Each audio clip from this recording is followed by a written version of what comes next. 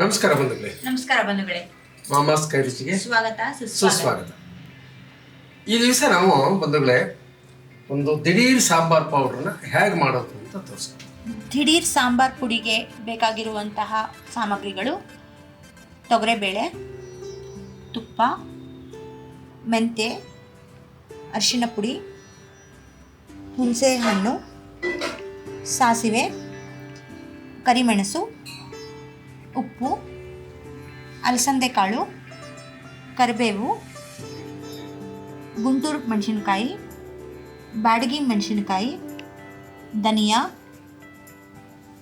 ಚಕ್ಕೆ, ಏಲಕ್ಕಿ ಮತ್ತು ಲವಂಗ, ಉದ್ದಿನಬೇಳೆ, ಕಡಲೆಬೇಳೆ, ಜೀರಿಗೆ, ಇಂಗು, ಕೊನೆಯದಾಗಿ ಎಣ್ಣೆ.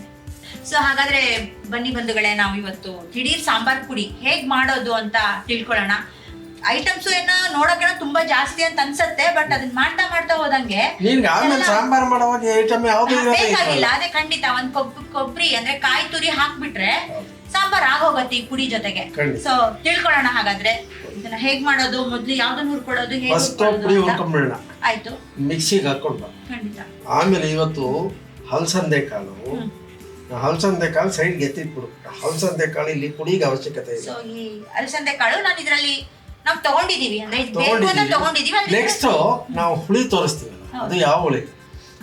ಹಲಸಿನಕಾಯಿ ಮತ್ತೆ ಅಲಸಂದೆ ಕಾಳು ಹುಳಿ, ದಿಢೀರ್ ಸಾಂಬಾರ್. ಸೊ ಆ ಕಡೆ ಪಕ್ಕಕ್ಕೆ ಇಟ್ಕೊಂಡ್ಬಿಡ್ತೀನಿ. ತೆಗೆದಿರ್ತೀನಿ. ಈಗ ಸ್ಟವ್ ಹಚ್ಕೋತೀನಿ. ದಿಢೀರ್ ಸಾಂಬಾರ್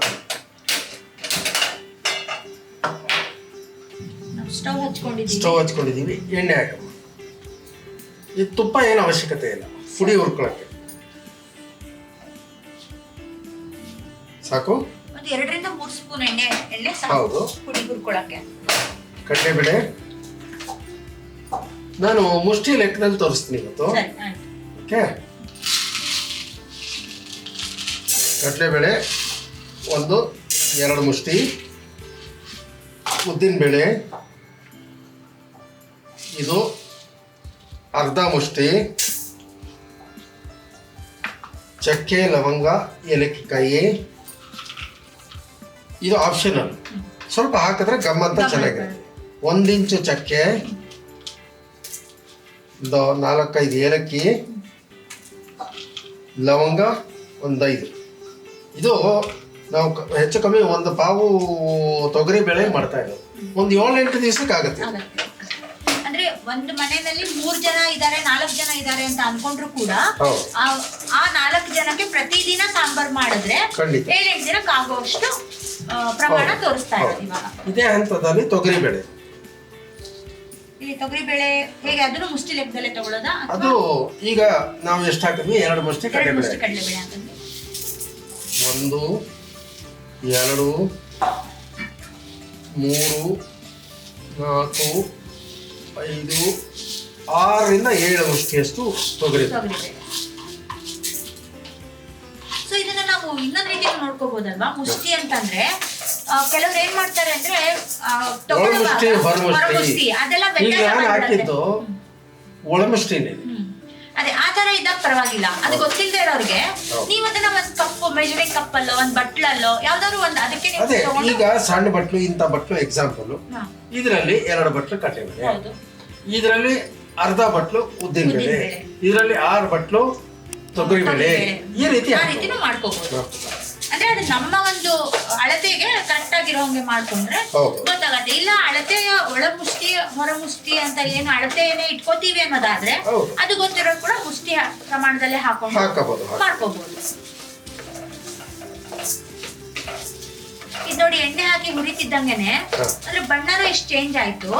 ಆಮೇಲೆ ಅದ್ರ ಸೌಂಡ್ ಹೆಂಗ್ ಬರ್ತಾ ಇದೆ ಅಂದ್ರೆ ಆಗಿದೆ ಅಂತ ತೋರ್ಸೋದಕ್ಕೆ. ಇನ್ನೂ ಆಗಿಲ್ಲ ಅಲ್ಲದ್ರೆ ಕೆಲವೊಂದು ಈ ಬೆಳಕಲ್ಲಿ ಏನ್ ಅನಿಸ್ತಾ ಇದೆ ಅಂದ್ರೆ ನಿನಗೆ ಆಗಿದೆ ಅಂತ ಅನಿಸ್ತಾ ಇದೆ, ಇನ್ನೂ ಆಗಿದೆ. ಇದು ಕಮ್ಮಿ ಕವಲಿ ಸ್ವಲ್ಪ ನಾವು ಚೆನ್ನಾಗೇ ಹುರಿಬೇಕು, ಹಾಗಂತ ಓವರ್ ಆಗಲ್ಲ.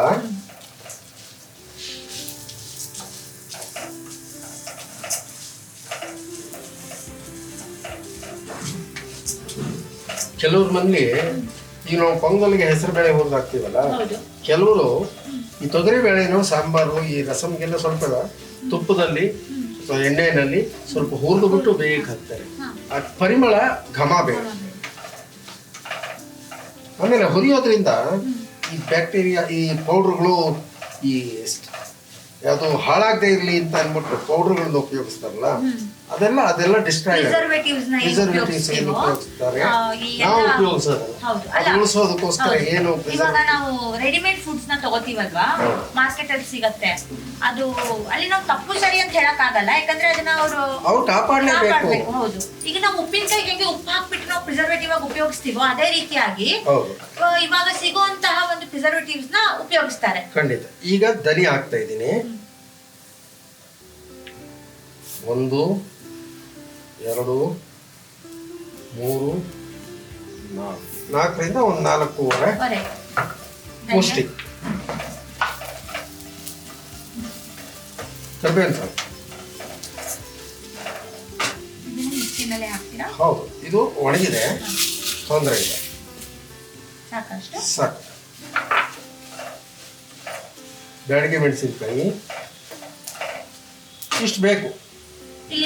ಇದು ನೋಡಿ, ಒಂದು ಮುಷ್ಟಿ, ಸ್ವಲ್ಪ ಜೋರಾದ ಮುಷ್ಟಿ, ಯಾಕಂದ್ರೆ ಸುಕ್ಕಾಗಿರುತ್ತಲ್ಲ ಅದು, ಹಾಗಾಗಿ ಗುಂಟೂರು ಮೆಣಸಿನಕಾಯಿ ಇದು ಅರ್ಧ ಮುಷ್ಟಿ ಸಾಕಾಗತ್ತಾ, ಅದು ಒಂದು ಮುಷ್ಟಿನೇ ಬೇಕಾ? ಅದು ಒಂದು ಮುಷ್ಟಿ ಬೇಕು, ಯಾಕಂದ್ರೆ ಇದೆಷ್ಟು ಹಾಕ್ತೀವೋ ಇದು ಅಷ್ಟೇ ಹಾಕ್ತೀವಿ, ಲೆಕ್ಕನೇ ತೋರಿಸ್ಕೊಂಡು.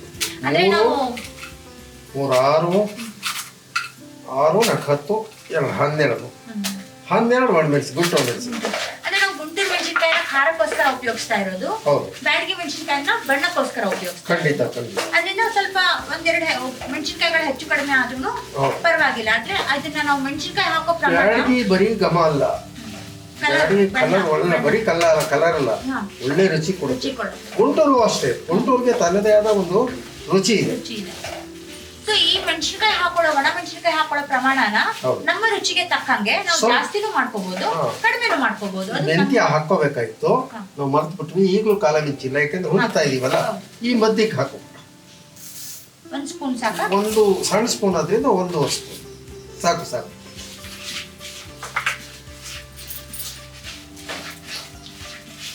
ಒಂಚೂರು ಮೆಣಸು, ಒಂದು ಅರ್ಧ ಸ್ಪೂನ್ ಅಷ್ಟು ಮೆಣಸು ಆಪ್ಷನಲ್ಲು,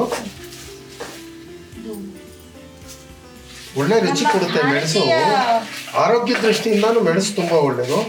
1-1.5 ಚಮಚದಷ್ಟು ಜೀರಿಗೆ,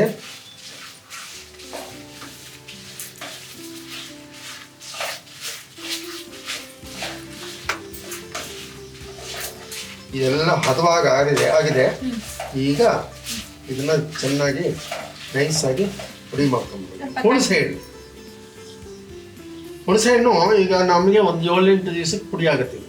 ಅಷ್ಟಕ್ಕಾಗುವಷ್ಟು ಹುಣಸೆ ಹಣ್ಣು, ಒಂದು ದಪ್ಪ ನಿಂಬೆ ಹಣ್ಣಿನ ಗಾತ್ರ ಇಲ್ಲ, 2 ನಿಂಬೆ ಹಣ್ಣಷ್ಟು ಬೇಕು. ಸೊ ಇದು ಹೆಚ್ಚು ಕಡಿಮೆ, ಇದು 1 ನಿಂಬೆ ಹಣ್ಣಿನ ಗಾತ್ರ, 1 ನಿಂಬೆ ಹಣ್ಣಿನ ಗಾತ್ರ.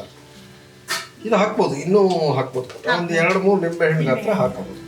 ಅವ್ರು ಹುಳಿ ಎಷ್ಟು ಉಪಯೋಗಿಸ್ತಾರೆ ಅನ್ನೋದು, ಈ ನನ್ನ ಲೆಕ್ಕದಲ್ಲಿ ಒಂದು 3 ನಿಂಬೆ ಹಣ್ಣು, 3 ಬೇಡ ಅಂದ್ರೂ ಅಟ್ಲೀಸ್ಟ್ ಒಂದು 2-2.5 ನಿಂಬೆ ಹಣ್ಣಿನ ಗಾತ್ರ ಸಾಕು ಪುಟ್ಟ. ಇದೇ ತಿಳ್ಕೊಂಡು ಈ ಹಂತದಲ್ಲಿ ಸ್ಟವ್ ಆಫ್ ಮಾಡ್ಕೊಳ್ಳೋಣ. ನೋಡಿ, ಹದವಾಗಿದೆ, ಯಾವುದೂ ಸೀದಿಲ್ಲ, ಯಾವುದೂ ಬೆಳ್ಳಗೂ ಇಲ್ಲ. ಈಗ ಗಸಗಸೆ ಹಾಕಬಹುದು. ನಾವು ಗಸಗಸೆ ಹೇಳಿರ್ಲಿಲ್ಲ, ಬಟ್ ಗಸಗಸೆ ಹಾಕಿದ್ರೆ ಸಾಂಬಾರು ಇಂಥ ಬಿಸಿಬೇಳೆ ಬಾತು ಇಲ್ಲ, ತುಂಬಾ ರುಚಿ ಕೊಡುತ್ತೆ. ಇಲ್ಲಿ ಒಂದು ಎಷ್ಟು 2 ಸ್ಪೂನ್ ಅಷ್ಟು ಹಾಕಲಾ? 2 ಸ್ಪೂನ್ ಹಾಕು, ಅದು 2 ಸ್ಪೂನ್ ಹಾಕ್ಬಿಡ್ಬೇಕು.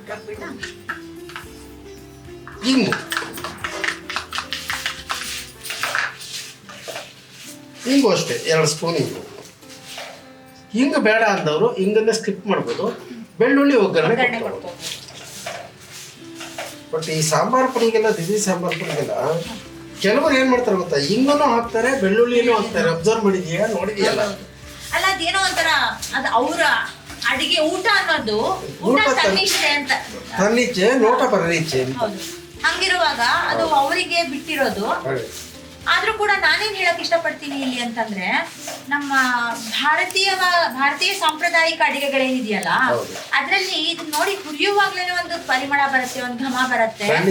ಅದರಿಂದ ನಮ್ಮ ದೇಹಕ್ಕೆ ಎಷ್ಟೊಂದು ಆರೋಗ್ಯ ಕೊಡುವಂತಹ ಪರಿಮಳ ತಗೊಳ್ಳೋದ್ರಿಂದಾನು ಆರೋಗ್ಯ ಉಂಟು. ಹೌದು, ಅದರಿಂದಾಗಿ ಎಷ್ಟು ಜೀರಿಗೆ ಹಾಕ್ತಿವಿ, ಧನಿಯಾ ಹಾಕ್ತಿವಿ, ಮೆಣಸು ಹಾಕ್ತಿವಿ, ಪ್ರತಿಯೊಂದು ಎಲ್ಲಾನು ಏನೇನು ಉಪಯೋಗಿಸ್ತೀವೋ ಪ್ರತಿಯೊಂದು ನಮ್ಮ ಆರೋಗ್ಯಕ್ಕೆ ಹಿತಕರವಾಗಿರುವಂತಹ ಅಂಶಗಳನ್ನ ಹೊಂದಿರತ್ತೆ. ಅದರಿಂದ ಆಗಿದೆ ಪುಟ್ಟ. ಇದನ್ನ ಆರಿದ ಮೇಲೆ ನೈಸ್, ತುಂಬಾ ನೈಸ್ ಅಲ್ಲ, ತುಂಬಾ ಪುಡಿ ಮಾಡ್ಕೊ ಆಯ್ತಾ ಕಂದ. ಆಗ್ಲೇ ನಾವು ದಿಢೀರ್ ಸಾಂಬಾರ್ ಪುಡಿ ಎಲ್ಲ ಹುರಿದ್ವಿ, ಅದು ಆರದಕ್ಕೆ ಬಿಟ್ಟಿದ್ವಿ, ಅದು ಪುಡಿ ಮಾಡ್ಕೊಂಡ್ ಬಂದ.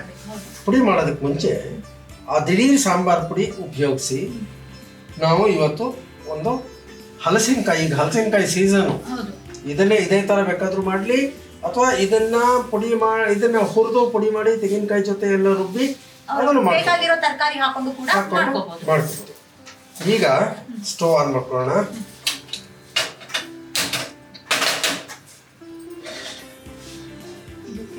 ಸ್ವಲ್ಪ ತುಪ್ಪ,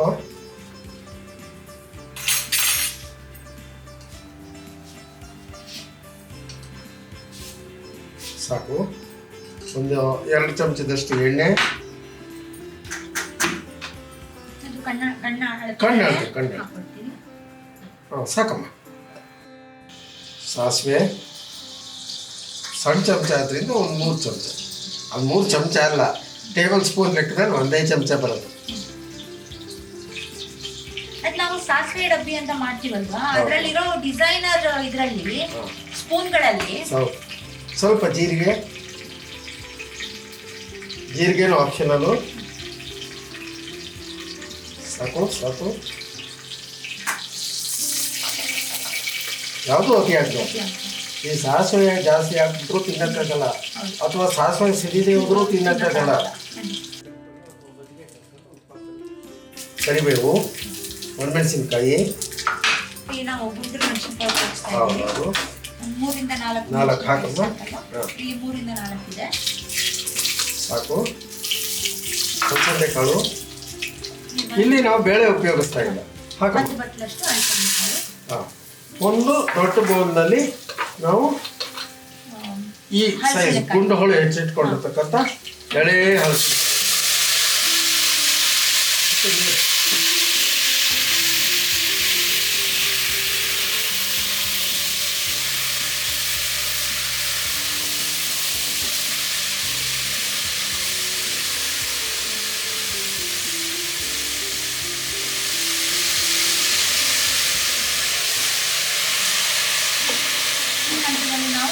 ಈಗ 1-3 ಲೋಟ ನೀರು,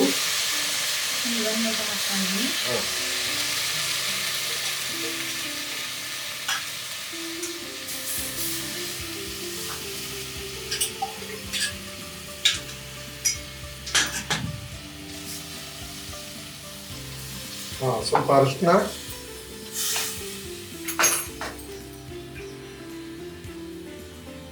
ಸಾಕು. ಆಮೇಲೆ ರುಚಿಗೆ ಈ ತರಕಾರಿಗೆ ಉಪ್ಪು, ನಾವು ಪುಡಿಗೂ ಉಪ್ಪು ಹಾಕಿಲ್ಲ, ಪುಡಿಗೆ ನಾವು ಮಿಕ್ಸಿ ಮಾಡ್ಕೊಂಬರುವಾಗ ಉಪ್ಪು ಹಾಕೋಣ, ಸಾಕು.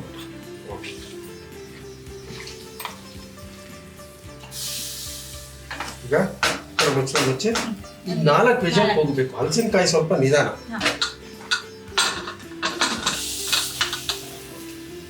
ಈಗ ಕುಕ್ಕರ್ ಆರಿದೆ, ನಾವಾಗ್ಲೇನೆ ಹಲಸಂದೆ ಕಾಳು, ಸ್ವಲ್ಪ ಹಲಸಿನಕಾಯಿ, ಉಪ್ಪು ಹಾಕಿ ಅಷ್ಟ ಒಗ್ಗರಣೆ ಹಾಕಿ ಬೇಯಿಸಿದ್ದು. ಕುಕ್ಕರ್ ಆರಿದೆ, ಬೆಂದಿದೆ. ಈಗ ಆನ್ ಮಾಡ್ಕೊಳ್ಳೋಣ ಮತ್ತೆ ಸ್ಟವ್ನ. ಕುಕ್ಕರ್ ಮುಚ್ಚಳ ತೆಗೆದ್ಬಿಡೋಣ.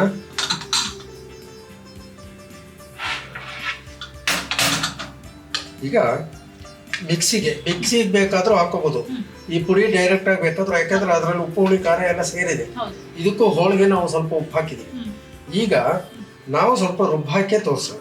ಈ ಟೊಮೆಟೊ, ಹೆಚ್ಚಿರೋ ಟೊಮೆಟೊ, ಯಾಕೆಂದ್ರೆ ನಮ್ಗೆ ಸಾಂಬಾರ್ಗೆ ತೆಂಗಿನಕಾಯಿ ಬಿಡ್ಲೇಬೇಕು. ಅವ್ರ ಮನೇಲಿ ಆಪ್ಷನಲ್. ಇದಕ್ಕೆ ಒಂದ್ ಸ್ವಲ್ಪ ಸಾಂಬಾರ್ ಪುಡಿ ಹಾಕು. ಇಲ್ಲಿ ನಾವು ಅವಾಗ್ಲೇ ಏನ್ ಹುರ್ಕೊಂಡಿದ್ವೋ ದಿಢೀರ್ ಸಾಂಬಾರ್ ಪುಡಿ ಅಂತ ಏನ್ ಹುರ್ಕೊಂಡಿದ್ವೋ ಅದನ್ನ ಪುಡಿ ಮಾಡ್ಕೊಂಡ್ ಬಂದಿದೀವಿ. ಸೊ ಅದು ಈ ತರ ತರ್ತರಿಯಾಗಿದೆ, ತುಂಬಾ ನೈಸ್ ಆಗೂ ಇಲ್ಲ, ತುಂಬಾ ತುಂಬಾ ಕಾಳಾಗೂ ಇಲ್ಲ. ಆ ತರ ಒಂದು ಚಟ್ನಿ ಪುಡಿ ಕಡ್ಲೆಬೇಳೆ ಉದ್ದಿನಬೇಳೆ ಚಟ್ನಿ ಪುಡಿ ಇರತ್ತಲ್ಲ ಆ ರೀತಿಯಾಗಿ ತರ್ತರಿಯಾಗಿದೆ. ಇದನ್ನ ಒಂದು 3 ಸ್ಪೂನ್ ಹಾಕೊಳ್ಳೋದು. ಇಲ್ಲ, ಸ್ವಲ್ಪ ನಿಮ್ ಖಾರ ತಿಂತೀಯಲ್ಲ, ಒಂದು 4-5 ಸ್ಪೂನ್. ಇನ್ನೂ 1 ಸ್ಪೂನ್ ಹಾಕ್ತದೆ, ಸಾಕು. ಇದೊಂದು 8 ಸಲಕ್ಕಾಗುತ್ತೆ. ಒಂದು ಇಬ್ಬರಿಗೆ ಇರೋರು ಆಗ್ಬಿಟ್ರೆ ಒಂದು 10-12 ಸಲ ಆಗುತ್ತೆ. ಇವಾಗ ಕಾಯಿ ತುರಿ ಅದು ಆಪ್ಷನಲ್. ಕಾಯಿ ಹಾಕಿದ್ರೆ ರುಚಿ ಇರುತ್ತೆ, ಸಾಕು. ಇಲ್ಲಿ ನಾನು ಅರ್ಧ ಬಟ್ಲಕ್ಕಷ್ಟು ಕಾಯಿ ತುರಿ ಸಾಕು. ಇದನ್ನ ಒಂದ್ಸರಿ ಮಿಕ್ಸಿ ಮಾಡ್ಕೊಂಡು ಬಂದ್ಬಿಟ್ರೆ ಅದಕ್ಕೆ ಒಂಚೂರು ಮಸಾಲೆಗೆ ಉಪ್ಪು ಹಾಕ್ಲಾ, ಇದಕ್ಕೆ ಹಾಕ್ಬಿಟ್ಟು ಡೈರೆಕ್ಟ್. ಈಗ ನಾವು ಪುಡಿಗೂ ಹಾಕಿದೀವಿ, ಒಂಚೂರು ಲೈಟ್ ಆಗಿ, ತುಂಬಾ ಕಮ್ಮಿ, ಸಾಕು. ಬೆಲ್ಲ ಆಪ್ಷನಲ್, ಬೇಕಂದ್ರೆ ಬೆಲ್ಲ ಹಾಕಬಹುದು. ನಾವು ಇದಕ್ಕೆ ಬೆಲ್ಲ ಹಾಕಿ ಅದೇನು ಅಂತಂದ್ರೆ ಇದನ್ನ ನೈಸಾಗಿ ರುಬ್ಕೊಂಡ್ಬಿಡ್ತೀವಿ. ಈಗ ರುಬ್ಕೊಂಡ್ಬಂದಿದ್ದೀವಿ. ಈ ಮಸಾಲೆ ಹಾಕಿ, ತೆಂಗಿನಕಾಯಿ, ನಾವು ಮಾಡಿರೋ ಪುಡಿ ಮತ್ತೆ ಟೊಮೆಟೊ.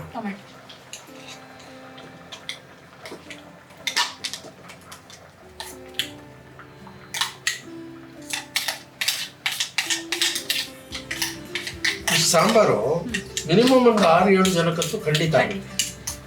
ಸ್ವಲ್ಪ ನೀರು ಹಾಕೊಂಡು ಮಿಕ್ಸ್ ಮಾಡ್ಬಿಟ್ಟು ಸ್ವಲ್ಪ ಹಲಸಿನಕಾಯಿ ಸಾಂಬಾರು ತೀರಾ ನೀರಾದ್ರೆ ಚೆನ್ನಾಗಿರಲ್ಲ, ಹಾಗಂತ ತೀರಾ ಗಟ್ಟಿ ಆದ್ರೆ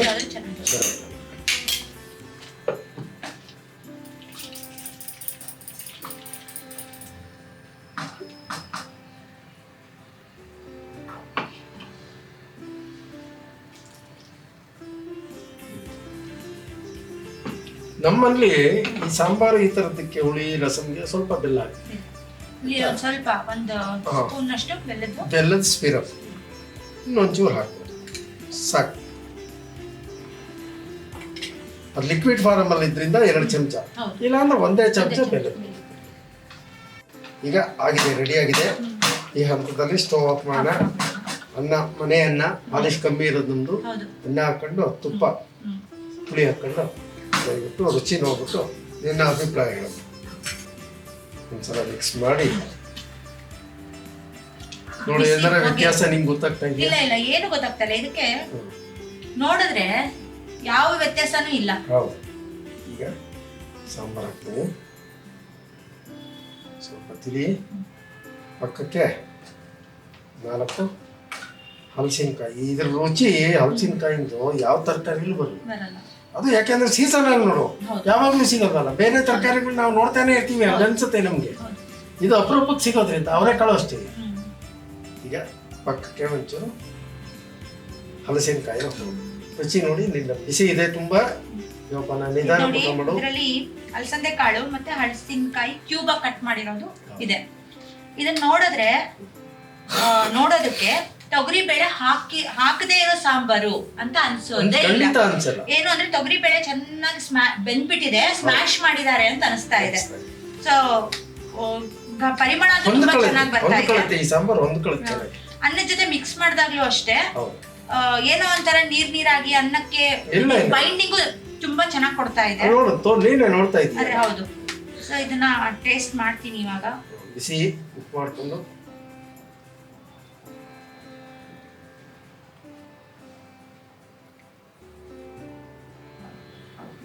ತುಂಬಾ ಚೆನ್ನಾಗಿದೆ. ಟೇಸ್ಟ್ ತುಂಬಾ ಡಿಫ್ರೆಂಟ್ ಆಗಿದೆ. ನಾವು ಮನೇಲಿ ಮಾಡುವಂತಹ ಯಾವುದೇ ರೀತಿಯ ಸಾಂಬಾರ್ ಅಂತ ಹೇಳ್ಬೋದು ತಾನೆ. ಸಾಂಬಾರ್ ಅಂತ ಹೇಳ್ಬೋದಲ್ಲ, ಸಾಂಬಾರೇ ಇದು. ಪ್ರತಿಯೊಬ್ರು ಹಾಗೆ ದಿಢೀರ್ ರಸಂ ಕೂಡ ಪೌಡರ್ ತೋರ್ಸೋಣ ಖಂಡಿತ. ಸೊ ಇದನ್ನ ಎಲ್ಲರೂ ಮಾಡಿ ನಿಮ್ಮ ಟೇಸ್ಟ್ ಮಾಡಿ ಹೇಗಿದೆ, ಅದರದ್ದು ಹೇಗ್ ಬಂತು, ನಿಮ್ಮ ಅಭಿಪ್ರಾಯ, ನಿಮ್ಮ ಬಾಯಿ ರುಚಿಗೆ ಅದು ಹುಳಿ ಜಾಸ್ತಿ ಬೇಕಿತ್ತಾ ಅಥವಾ ನಾವು ತೋರಿಸಿರೋ ಪ್ರಮಾಣದಲ್ಲಿ ಖಾರ ಜಾಸ್ತಿ ಬೇಕಿತ್ತು. ಯಾಕಂದ್ರೆ ನಾವು ತೋರಿಸಿರೋದು ಇಲ್ಲಿ ಮೈಲ್ಡ್ ಆಗಿದೆ, ತುಂಬಾ ಖಾರನೂ ಅಲ್ಲ, ಖಾರ ಇಲ್ಲ ಅಂತಾನೂ ಅಲ್ಲ. ನಿಮ್ಗೆ ಖಾರ ಬೇಕು ಅಂದ್ರೆ ಇನ್ನೊಂಚೂರು ಪುಡಿ ಜಾಸ್ತಿ ಅಷ್ಟೇ. ಅದೆಲ್ಲ ಮಾಡ್ಕೊಂಡು ಅಥವಾ ಮೆಣಸಿನಕಾಯಿನ ಇನ್ನೊಂಚೂರು ಜಾಸ್ತಿ ಮಾಡ್ಕೊಂಡ್ರೆ ಖಂಡಿತ. ಸೊ ಇದನ್ನ ನೀವು ಮಾಡಿ ಬಂಧುಗಳೇ, ರುಚಿ ನೋಡಿ. ಹಾಗೆ ಜೊತೆಗೆ ಇದ್ರಲ್ಲಿ ಸ್ಪೆಷಲ್ ಅಂತ ನನಗನ್ನಿಸ್ತಾ ಇರೋದು ಹಲಸಿನಕಾಯಿ ಸೀಸನ್ ಅಲ್ಲಿ ಅಲಸಂದೆ ಕಾಳು ಹಲಸಿನಕಾಯಿ ಹಾಕೊಂಡು ನೀವು ಹುಳಿ ಮಾಡಿಕೊಂಡು ಟೇಸ್ಟ್ ಮಾಡಿ, ಇದೇ ಹುಳಿ ಇದೆ ಟ್ರೈ ಮಾಡಿ ಟೇಸ್ಟ್ ಮಾಡಿ ನಮ್ಗೆ ಹೇಗಿದೆ ಅಂತ ನಿಮ್ಮ ಅನಿಸಿಕೆ ಅಭಿಪ್ರಾಯನ ತಿಳಿಸಿ. ಹಾಗೆ ನಮ್ಮ ಈ ವಿಡಿಯೋ ನಿಮಗೆ ಇಷ್ಟ ಆಗಿದೆ ಅಂತ ಅಂದ್ಕೊಳ್ತೀನಿ. ಇದಕ್ಕೆ ಲೈಕ್ ಮಾಡಿ, ಶೇರ್ ಮಾಡಿ, ಹಾಗೆ ನಮ್ಮ ಮಾಮಾಸ್ ಕೈ ರುಚಿ ಚಾನಲ್ನ ಸಬ್ಸ್ಕ್ರೈಬ್ ಮಾಡಿ, ಬೆಲ್ ಐಕಾನ್ನ ಪ್ರೆಸ್ ಮಾಡಿ. ನಮ್ಮ ಎಲ್ಲ ನೋಟಿಫಿಕೇಶನ್ಗಳು ನಿಮಗೆ ಬರುತ್ತೆ. ಅದನ್ನು ನೋಡಿಬಿಟ್ಟು ನೀವು ನಮ್ಮ ಮಾಮಾಸ್ ಕೈ ರುಚಿಯ ಬೇರೆ ಎಲ್ಲ ಡಿಶಸ್ನ ಟ್ರೈ ಮಾಡಿ. ಅದನ್ನ ಟ್ರೈ ಮಾಡಿದಾಗ ನಿಮಗೆ ಅನಿಸಿರುವಂತಹ ಅನಿಸಿಕೆಗಳು, ಅಭಿಪ್ರಾಯಗಳು, ಅದರ ರುಚಿ ನಿಮ್ಗೆ ಹೇಗೆ ಅನಿಸ್ತು ಎಲ್ಲಾನು ನಮ್ಮ ಜೊತೆ ಶೇರ್ ಮಾಡಿ. ನಾವೆಲ್ಲ ಕಾಯ್ತಾ ಇರ್ತೀವಿ. ಹಾಗೆ ಮುಂದಿನ ವಿಡಿಯೋ ಜೊತೆಗೆ ಮತ್ತೆ ನಿಮಗೆ ಭೇಟಿಯಾಗೋಣ. ಅಲ್ಲಿವರೆಗೂ ಧನ್ಯವಾದಗಳು. ನಮಸ್ಕಾರ ಬಂಧುಗಳೇ.